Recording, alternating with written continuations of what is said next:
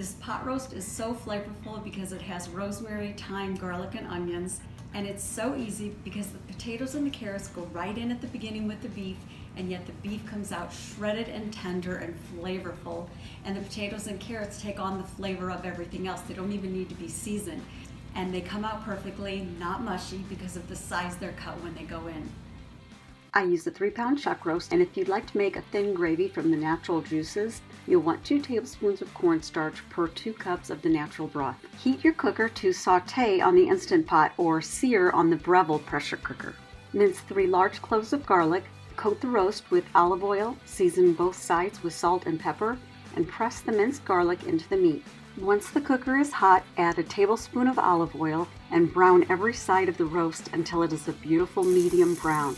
This will take approximately 3 to 5 minutes per side.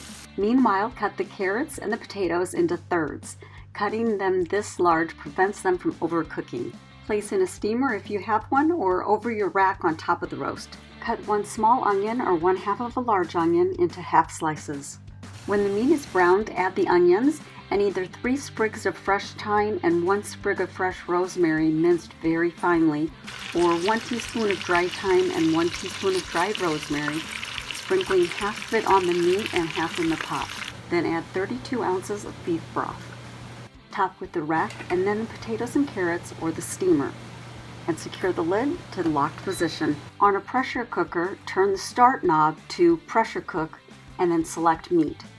On the Instant Pot, just push beef/stew. When you press start, it will show a preset time, what I refer to as a guesstimate. 40 minutes will make it about this tender, so I press the plus button to increase the time to 60 minutes if I want it fall apart tender. If it's not tender enough when done though, you can just start the pressure cooker again, and then the manual release steam button in about 10 more minutes. Ironically, there's no pressure with a pressure cooker. Seriously though, make sure that all of the steam is released before you try to open the lid. Protect your hands and eyes, and don't force the lid until it releases more steam. The potatoes and carrots are fork tender and they are fully seasoned from the herbs, onion, garlic, salt, pepper, and the beef. They're incredible. So set them aside and cover while you remove the meat and make the gravy. With clean tongs and a slotted spoon, remove the meat to a clean cutting board that did not have the raw meat on it. Check to see if it's cooked to the expected tenderness, and by all means taste it. I mean, who could resist? To make the gravy, scoop out a cup of the juices and strain through a fine mesh sieve, and whisk with 2 tablespoons of cornstarch. Drain the rest of the pot through a large fine mesh colander that rests securely into a large 32-ounce measuring cup. Whisk together and thicken on the saute setting or on a stove over medium for approximately 5 minutes.